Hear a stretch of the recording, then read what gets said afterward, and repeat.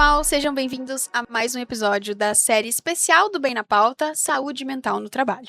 Hoje, no segundo episódio, a gente segue a nossa conversa e fala diretamente com os líderes e empresários. O fato é que a cada ano cresce a preocupação com a saúde mental no ambiente de trabalho, principalmente diante dos impactos na vida e na produtividade dos trabalhadores. A nova redação da primeira norma regulamentadora, a NR1, marca um divisor de águas, já que agora as empresas de todos os portes passam a ter a obrigação formal de mapear situações de assédio, sobrecarga e jornadas exaustivas, por exemplo, tratando esses riscos com o mesmo rigor dos riscos físicos, químicos e biológicos.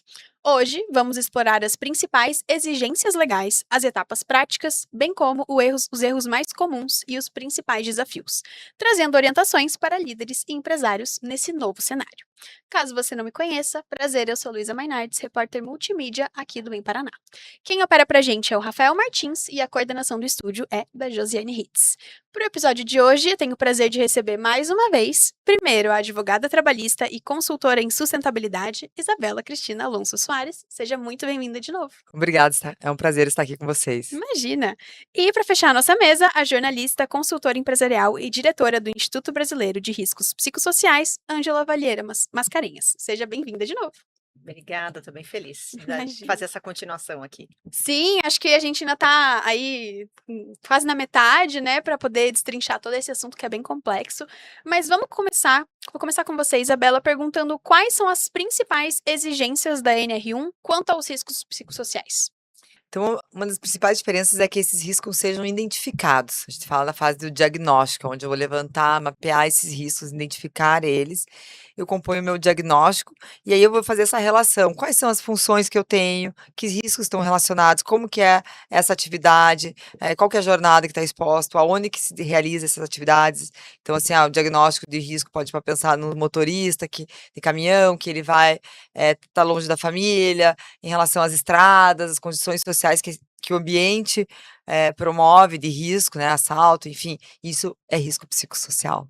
Então, esses riscos, eles devem estar reconhecidos e documentados de forma formal no Programa de Gerenciamento de Risco Organizacional. A gente fala assim no PGR, né, então eu faço E esse programa de risco vai fazer a gestão desses riscos organizacionais, que é o GRO. Então, são documentos elementares, esses dois, onde vai constar um plano de ação. O PGR é um documento que a empresa já tem, ela já usa esses documentos, só que tratando dos outros riscos. Vai crescer o documento agora com a questão do risco psicossocial. Então, essa é a primeira fase, que a gente pode dizer. Aí a gente vai ter a fase de implementação, aonde a gente vai entender esses riscos, o que vai precisar para tratar eles, vai criar as políticas, que vai dar norte para a direção, para os líderes saberem o que fazer, como conduzir, como se comunicar, enfim, vai contar quando vai acontecer, e aí a gente vai fazer um olhar para reconhecer aquilo que é prioridade,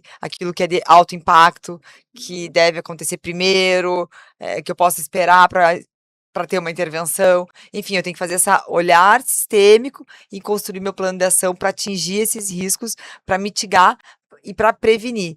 E aí eu vou também ter que monitorar isso. Ok. Tá? Então eu vou olhar, vou monitorar para ver se está dando certo aquele meu plano de ação. E aí, quando a gente vai fazer a implementação, a gente acaba se debruçando pela documentação trabalhista da empresa, para documentação dos contratos de trabalho, para a descrição dos cargos. Então, há uma revisão dessa documentação básica também dentro desse trabalho, para que haja uma linha de coerência, uma comunicação coerente e consiga se ter uma intervenção adequada. Então, veja se eu entendi bem. Se a gente for colocar isso assim numa listinha em etapas, seria identificar, mapear, monitorar, mais ou menos por essa linha? A gente pode falar em identificar, avaliar, para ver Ok. se o nível de gravidade, de recorrência, de probabilidade de acontecer, intervir, registrar, né, e controlar. Perfeito. Tipo, você pode pensar, é um ciclo do PDCA, né, tipo, ciclo de melhoria contínua. Legal. Então, é um organismo, é um modelo de gestão que vai ser implementado e ele vai ser contínuo dentro dos negócios. Legal, bacana. E queria passar para ti, Ângela, para você falar um pouquinho sobre algo que a Isabela já falou, que é o programa de gerenciamento de riscos. Se você podia explicar um pouquinho para a gente como que ele funciona, como que ele deve ser estruturado na prática para integrar essa gestão. Legal. O PGR, ele vai funcionar para os riscos psicossociais da mesma forma que ele já funciona para os outros riscos. Ok. O que acontece é que a gente vai acrescentar mais um elemento ali que são os riscos psicossociais. Agora, e é aí que muita gente tem dúvida. Muito empresário tem dúvida, muito profissional de RH e até o pessoal de segurança do trabalho mesmo às vezes tem dúvida, porque assim, como que eu vou realmente levantar quais são esses riscos, né? Então não é algo que eu consiga fazer um laudo, que eu posso ir na empresa, observar como é a dinâmica da empresa, uma fábrica principalmente, é mais fácil, vamos dizer, numa fábrica, eu vou observar a dinâmica, eu vejo que tipo de risco tem, eu consigo laudar. Uhum. Quando a gente está falando de psicossocial, não. A gente precisa conversar com as pessoas, a gente tem outras etapas ali que precisam ser feitas. E eu acho que é aí que está o grande diferencial e que bastante gente às vezes fica se batendo, Sim. né? Como que eu faço agora? Uhum. Até tem gente às vezes está comprando um laudo, a gente fala, não, mas para psicossocial o laudo, você pode até achar um laudo que ele complemente, mas ele não vai ser o fundamental. Entendi. Então, a gente tem uma parte inicial muito importante nessa fase de identificar os riscos, como a Isabela comentou, onde a gente vai ter que levantar diversos dados da empresa, do último período, último ano, últimos 6 meses, mas a gente precisa aplicar um questionário com os colaboradores próprios e terceiros, isso também é uma dúvida, o pessoal fala, ah, é só os seletistas? Não, CLT, se você tiver terceiro, tiver PJ, também, porque também é uma Importante tanto reforçar. pela NR quanto pela questão de legislação, acho que trabalhista e tal, né, que a Isabela pode falar melhor, que ela que é advogada, mas a gente precisa olhar para esses terceiros também.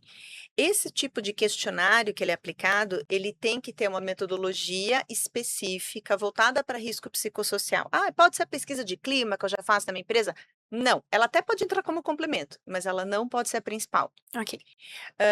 Ela vai ter que ser uma metodologia que ela é validada. Esse questionário ele tem que garantir o anonimato das pessoas que estão preenchendo.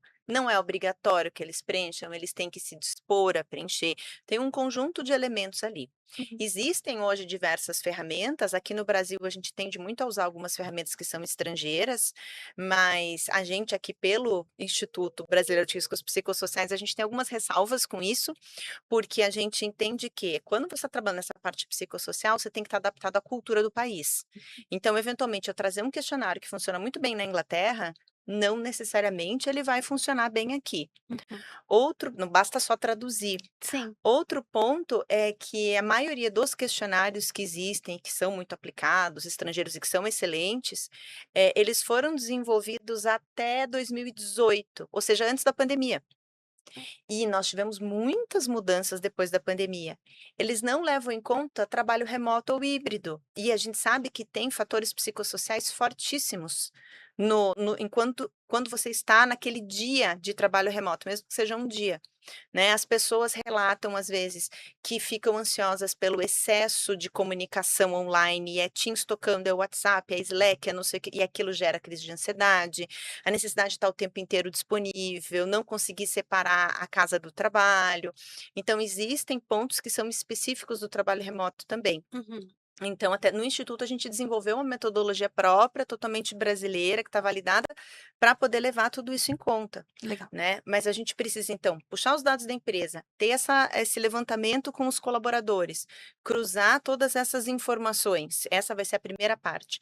Se esse levantamento, lá no Instituto, a gente chama ele muito de inventário de riscos psicossociais. Se o inventário não estiver bem feito, eu não vou conseguir mitigar, porque eu não vou saber quais são os riscos. Eu vou Sim. estar tapando sol com a peneira. É Então, eu verdade. posso ter ali um levantamento de dados, aí eu monto um plano de ação, coloco lá um monte de palestra de bem-estar, e não sei o que. Gente, palestra de bem-estar, se eu estou tendo um assédio dentro da minha empresa, essa palestra de bem-estar não vai resolver. Quando eu for fazer o monitoramento, esse risco vai estar lá de novo. Uhum. Né? Ou eu continuo com um problema na minha empresa, eu continuo com um turnover alto, com absenteísmo alto, eu não estou sabendo por quê. Porque eu não investiguei realmente quais eram os riscos. Uhum. Então, fazer essas etapas iniciais, principalmente muito bem feitas no PGR, é o que vai fazer toda a diferença e é onde o empresário vai enxergar um retorno do investimento dele muito grande. Sim, e possivelmente enxergar riscos que ele não veria no dia a dia, ou acho Certamente. que escutar os colaboradores nesse caso é essencial, né? Porque uma coisa é você tá ali no dia a dia trabalhando na sua função, outra coisa é você tá comandando toda essa orquestra, né? Então são dois momentos bem diferentes. Bem E interessante. eu vejo assim, complementando o que a Ângela falou, quando a gente apresenta uma pesquisa, né, vai fazer um trabalho no diagnóstico sem estar bem cuidado, ter uma curadoria dessas questões, e quando a gente, principalmente quando a gente não está maduro dentro de uma gestão, a gente pode provocar aquilo, uma sensação de injustiça. Uhum. A pessoa que está sofrendo alguma questão, ela tem uma carga, uma jornada bem abusiva, vamos dizer assim, uma carga de jornada bem extenuante. E ela vem com uma pergunta falando de qualidade, equilíbrio, vida pessoal e vida profissional. Da forma como for perguntada, pode gerar um efeito adverso, um tiro no pé para a empresa. Uhum. Então eu tenho muito cuidado e fico muito preocupada no que a gente vê por aí, baixe aqui o diagnóstico, aplique você a pesquisa dentro da tua empresa.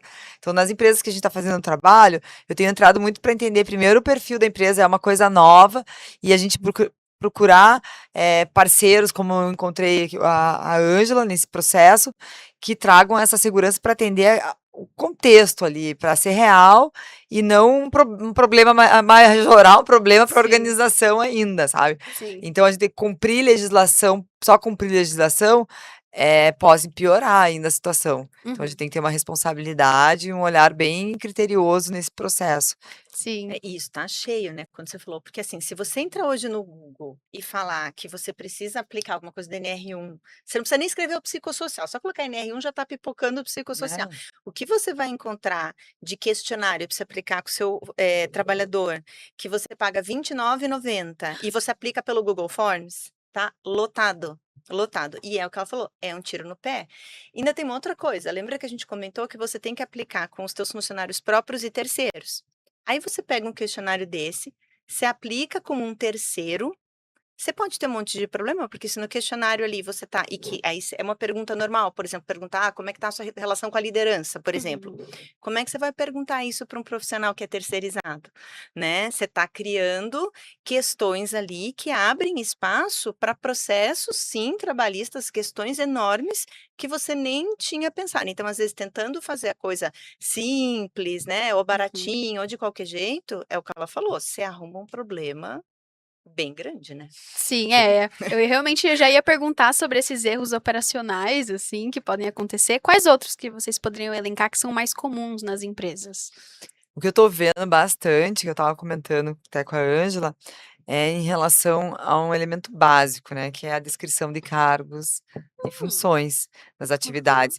Então, eu tenho acompanhado algumas empresas de segurança que estão iniciando esse processo, de adequação dentro das empresas e tenho feito a revisão desses documentos. E estou vendo essa dificuldade desde uma empresa de 50, 100, 200, 3.000 colaboradores. Jura? Meio que padrão, sabe, tô até me chamando bastante atenção, como as empresas, não dão valor para um documento, importante, que dá clareza, porque uma das questões que está por trás do risco psicossocial é a falta de clareza do que eu tenho que fazer, daquilo que eu tenho que entregar, qual que é o cargo que eu ocupo.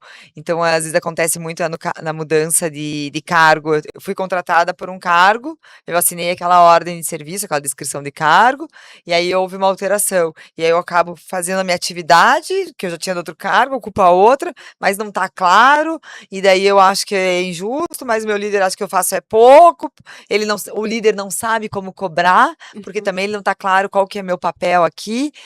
E então essa falta de clareza é um ponto que está me chamando bastante atenção, inclusive nos últimos 2 meses, assim, que eu estou trabalhando com isso, e me chamando a atenção a recorrência e a diversidade de perfil de empresas com esse problema. Então eu acho que eu recomendo aqui aos empresários olharem começar assim, a gente vai ter que começar pelo básico, olhar o contrato de trabalho, ver como é que tá essas regras do jogo ali, e também a descrição de cargos e funções ali, ordem de serviço que seja, para Sim. estar isso alinhado. Porque vai ter o risco trabalhista, de desvio de função, falta de clareza, mas por trás, que nem sempre vai estar vai para a justiça, vai ter uma fiscalização, mas por trás dessa falta de clareza, a gente tem questões de risco psicossocial que está relacionado a relacionamento e principalmente em relação de líder e liderado. Sim, interessante que que nem você falou, né, um sintoma em várias empresas de vários portes e vários Uhum. segmentos. Então, realmente, é um erro comum que pode ser alertado ali, É. né. Pelo instituto a gente tem visto alguns, então assim, um deles: "Ah, mas a minha empresa não tem nenhum risco desse, eu posso emitir uma DIR". DIR é Declaração de Isenção de Risco. Ok. Quando a gente fala de risco psicossocial, você não pode emitir DIR. Vamos supor, eu tenho uma empresa, vocês aqui, né, do Ok. Bem Paraná. Então, Uhum. aqui não existe algum tipo de risco que seja químico, por exemplo, porque vocês não lidam com esse tipo de produto, então você pode emitir uma DIR para isso. Entendi. Quando a gente fala de risco psicológico, isso não existe. De psicossocial, isso não existe. Sim. A partir de 2 funcionários, eu já posso ter um risco de um assédio, por exemplo, né. Então, isso é um comum. Outras é achar: "Não, isso é só para empresa grande". Não, não Ok. é. A partir do momento que você tem um funcionário, já faz parte. O outro é a questão de que é só para os funcionários próprios, para os terceirizados, não precisa, e a empresa tem, às vezes, 50, 70% dos funcionários em formato PJ e não aplica. Uhum. Ou aplica igual para o CLT e para o PJ e não pode ser igual, porque há diferenças. A gente tem alguns fiscais que já comentaram com a gente que encontram muito assim: a empresa fez o levantamento dos riscos. Pronto, aí ela achou que tá Tudo ok, certo. tá O tudo certo. levantamento já resolveu, já. Mas eu já sei quais são os riscos. Que bom, o que que você vai fazer com eles agora, né? E tem muita empresa que nos procura no instituto, porque assim, olha, a gente sabe que a gente tem alguns riscos, a gente até já fez um outro levantamento com o Google Forms, alguma coisa assim, como a gente comentou, só que eu não tenho a menor ideia do que eu faço com isso. Eu encontrei esse problema. O que que eu coloco no plano de ação? Como que eu vou mitigar uma situação dessas? Eu não sei como fazer. Então isso é algo bem forte, até porque Uhum. é novo, né, é Sim. natural que não se saiba como fazer. Sim, o importante é que vão se passando o tempo e cada vez menos pessoas tenham esse desconhecimento, né. Exato, Então, perfeito. perfeito. E assim, empresas que estão já no processo do diagnóstico, eu tenho acompanhado também a ser um documento da área, assim, principalmente empresas maiores, da área de segurança e saúde no trabalho e a área de RH, uma ausência de participação das lideranças no processo. E aí, isso não consegue chegar em quem tem que fazer o trabalho no dia a dia da operação. Uhum. Até ontem eu estava com uma empresa, e aí uma liderança falou assim: "Tá, mas e agora, né, a gente apresentou o conceito da norma, que impacta na rotina trabalhista", e ela falou assim: "Tá, mas agora, o que que eu tenho que fazer?". Daí estava o técnico de segurança: "Não, nós estamos aqui desenvolvendo o documento", daí falando na teoria, daí ela olhou assim: "Tá, na teoria tá lindo, mas no meu dia a dia, eu ainda não entendi". Aí a gente trouxe uma provocação ali da gente construir documentos com essas áreas. Então tá, a área de segurança fez o diagnóstico, vamos chamar as lideranças, fazer um comitê para tratar do assunto, que é o que eu tenho visto e tem funcionado muito bem Legal. nesse trabalho, que é o comitê para construir e debater esses riscos, entender quais são as políticas que fazem sentido, as regras dessa política, que vai ajudar o líder a fazer uma condução no dia a dia, ajudar a documentar e relatar os riscos e as ações e intervenções que precisam ser documentadas também, se teve algum caso, né? Então, a gente fala em prevenção, mas também a gente tem que pensar em quando acontece, saber como proceder, né? Sim, é justamente esse o tópico que eu queria perguntar sobre responsabilização, né. Quais atos ou omissões podem justificar a responsabilização civil e trabalhista do empregador nesse cenário? Então, a empresa ela tem a responsabilidade de criar uma estrutura. Ok. Então, ela sim, ela tem empregado, é um ônus dela, ou prestador de serviço, ela trabalha com pessoas, ela tem um ambiente, seja ele físico ou digital, que ela tem um proveito econômico daquelas atividades, ou ela ainda não tem proveito econômico, está na fase de risco, mas ela busca um proveito econômico.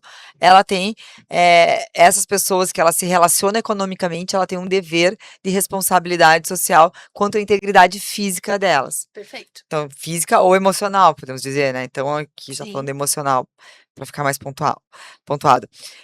Então, nesse caso, a empresa que ela fere, ela pode ser responsabilizada por não atender a norma, uma aplicação da NR28, onde está previsto a multa, Uhum. ou também ela pode sofrer na via judicial uma necessidade de indenização, né? Se comprovado um dano moral, ou um dano sexual, enfim, um dano que gere, ela tem o dever de ser responsabilizada, né? Tem que arcar com essa indenização. Sim, É. a gente tem, vi ali um pouquinho sobre essa responsabilização administrativa, então multa, auto de infração, tem todas essas categorias Sim, que sim. podem entrar na. Aí ela pode, né, dentro de um auto de infração, ela pode ser feito um TAC, que a gente fala um termo de ajuste de conduta, Uhum. aonde ela vai fazer um processo de adequação, de reparação, que já vem isso acontecendo já, né, dentro da esfera trabalhista, da área ambiental, né, que você vai com o órgão e a gente cria uma estrutura de ação de mitigação e restauração da situação, indenização. E aqui é importante a gente também se ater que o empregado, a norma também traz responsabilidades para os empregados. Então a empresa tem a responsabilidade de treinar a todos, dar a informação de forma coletiva, independente do nível hierárquico, da hierarquia que está dentro da organização, a informação deve ser disseminada, então a gente vai enfrentar temas tabus, e em contrapartida, o empregado ele deve, a NR1 traz no texto, participar da identificação dos riscos, então ele ser ouvido para isso faz parte de uma exigência da norma, e é uma responsabilidade compartilhada, porque o autocuidado, a empresa informa, ela garante que aquele ambiente é rígido, saudável, né? Não é para gerar nenhum problema ali naquela situação, e depende mais do empregado na sua condição de ter condutas adequadas, Uhum. respeitar as normas, enfim, de saúde e segurança no trabalho, relacionada principalmente ao risco psicossocial e outras também, né, no caso, não só isso. Então, há uma responsabilidade compartilhada. E aí a empresa também tem um desafio essa, né, porque conscientizar e a pessoa, se ela fez todo esse trabalho, documentou, e a conduta humana não da pessoa, do empregado, ela não está fora do alcance dela, né. Sim, sim, é um trabalho realmente de duas frentes, né? Não dá para ser unilateral. Ia te perguntar justamente sobre na questão da empresa, né? Quando a gente fala sobre a omissão na gestão desses riscos. Quais ocasiões pode gerar responsabilidade administrativa? Olha, ela deixar de fazer um levantamento do risco, Já é já é um. ela fazer um levantamento do risco equivocado, já Ok. é. Então eu tive uma fiscalização que eu acompanhei, uma transportadora, e aí no PGR, o fiscal identificou que não foi considerado o risco de estar transcorrendo ai, Não tem problema. voltando. É uma transportadora que tem o seu PGR, a documentação dela bem feita, é uma empresa que tem uma preocupação com o bem-estar, transporta, cargas de risco, então há um controle bem forte, e houve uma falha na construção do documento, mesmo que não sendo obrigado, mas ela já tinha por conta da atividade econômica, que algumas empresas têm também por conta da atividade econômica essa obrigação, ela fez o levantamento do risco psicossocial, mas não fez da questão do deslocamento desses motoristas na estrada e o distanciamento familiar, por conta da Uhum. atividade econômica, Ah, realmente. deles estarem. E essa organização, inclusive, ela tem ação voltada para esse cuidado, só que não estava documentado, não fazia parte da estrutura. E aí não consegue se levar de uma forma Uhum. clara. Você começa a descobrir quando você vai fazer a defesa administrativa e garimpando informação, mas não Sim. consigo, na hora da fiscalização, entregar para o fiscal.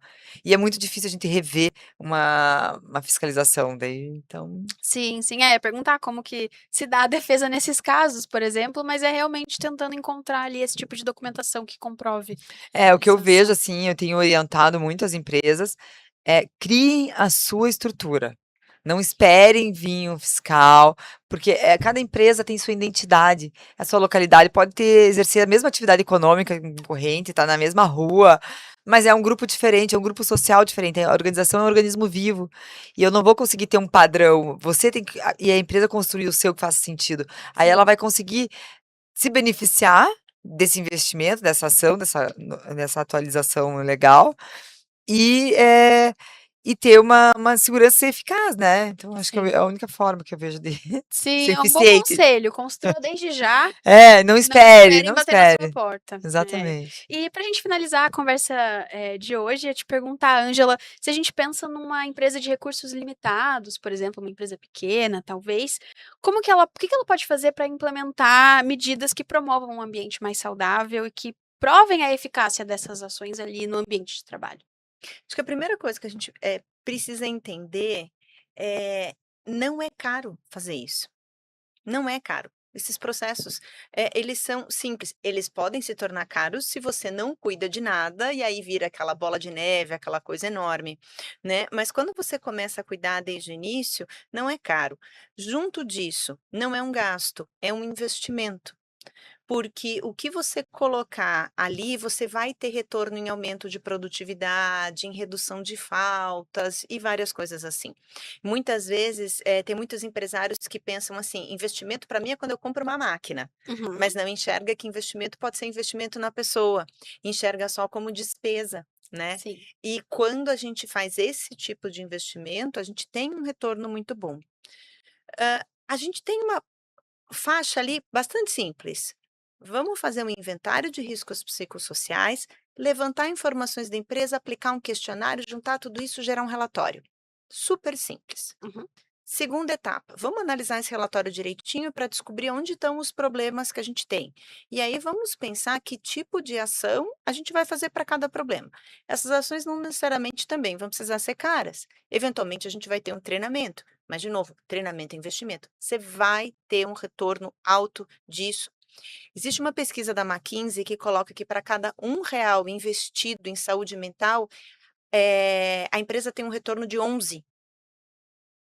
A gente Não é está pouco. falando não! Que tanta coisa você tem, você consegue ter um Sim. retorno tão bom assim, né. Uhum. É uma pesquisa internacional, claro, a gente já fez aqui a conversão da moeda, mas o retorno é muito alto. Então legal, então o que a gente vai fazer? De repente vai ter que fazer um treinamento, vai ter que fazer uma palestra para todos sobre autocuidado, mas não vamos fazer coisa a esmo, vamos olhar bem certinho para a gente ir pontualmente nos problemas que nós temos. De repente tem alguns documentos que a gente vai precisar ajustar, porque a gente não tem. Uma vez ajustados, depois é só seguir. E terceiro pedacinho, vamos monitorar. Isso aí que a gente fez, vamos de novo, levantar os dados, explicar o questionário. Deu certo? Puxa, deu certo. Então é só a gente continuar nesse ritmo. Perfeito. Não é caro, não é trabalhoso. O importante é você ter a orientação correta, Uhum. porque tá cheio de desinformação na internet, tá cheio de desinformação nas mídias sociais. Então você buscar uma estrutura concreta é o que vai fazer, toda a diferença nesse sentido. Sim. E a gente sabe que tem muitas empresas que não têm um PGR, tá. Há um problema nisso? Existem algumas questões, conforme a tua atividade, número de funcionários. "Ah, eu tenho um escritório pequeno que só tem 3 pessoas", o que a gente pegou foi o AVCB do Corpo de Bombeiros, né, para que tá certinho aqui, só que agora você vai precisar fazer, por conta disso, por conta de que todo mundo tem risco psicossocial. Uhum.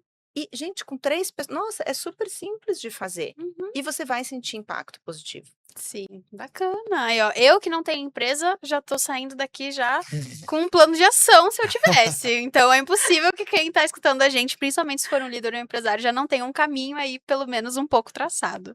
Gente, agradeço mais uma vez vocês. Acho que a gente ainda tem mais alguns assuntos para falar, mas por hoje é isso. Obrigada. Obrigada, Obrigada, até tchau, a tchau. próxima. Imagina. E também agradeço você que assistiu até agora. Nos próximos episódios a gente fala sobre a realidade dos trabalhadores brasileiros e os benefícios em investir em saúde mental corporativa. Eu agradeço a sua companhia até aqui e te espero na próxima. Tchau, tchau.